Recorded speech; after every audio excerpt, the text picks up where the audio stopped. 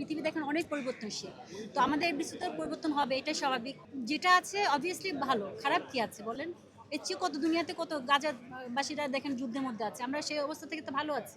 একজন শিল্পী হিসেবে সমস্ত শিল্পীদেরকে নিয়ে ডিরেক্টরদেরকে উৎসাহ দিতে হবে।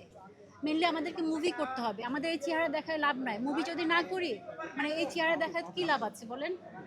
কোনো লাভ নাই। সো আমাদেরকে মুভি করতে হবে, ডিরেক্টরদেরকে উৎসাহ দিতে হবে, ডিরেক্টরদের পাশাপাশি প্রডিউসারকে দিতে হবে। তারপর শিল্পীরা সুন্দর মতো করে পরিবেশন করতে হবে, যে আমরা সমস্ত শিল্পী মিলে সব ধরনের যার যার যে ধরনের ক্যারেক্টার যায় তাকে সেভাবে ক্যারেক্টার দিয়ে তাদেরকে কাজ করানো উচিত আমি মনে করি।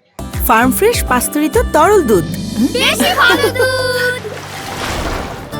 না ম্যাডাম ফুলি শোনেন, সবসময় একরকম থাকে না, পৃথিবীতে কোথাও নিয়ম নাই একটা টাইম স্থির কোনো জায়গায় থাকে না। পৃথিবী দেখেন অনেক পরিবর্তনশীল। তো আমাদের এফডিসিতে পরিবর্তন হবে, এটা স্বাভাবিক, অস্বাভাবিক কিছু না। সেক্ষেত্রে আমি মনে করি যে যেটা আছে অবভিয়াসলি ভালো, খারাপ কি আছে বলেন?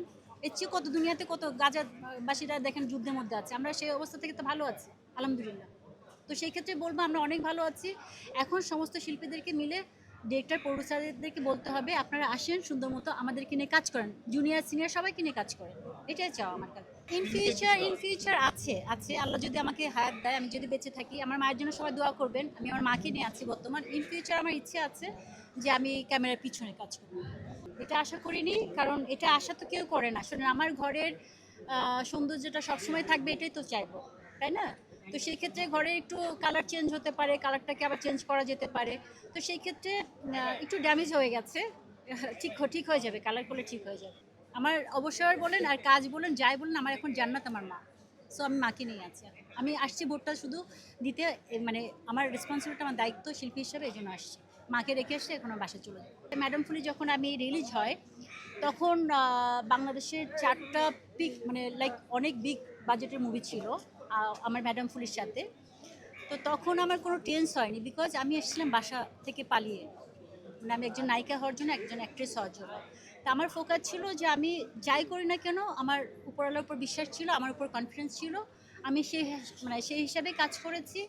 ম্যাডাম ফুলি যখন আমি দেখতে যাই Padma cinema hall, Padma, like এটা আবদুল্লাহ কি একটা ইসের হোটেলের পাশে মনে হয়, এটা আবুল হোটেলের পাশে।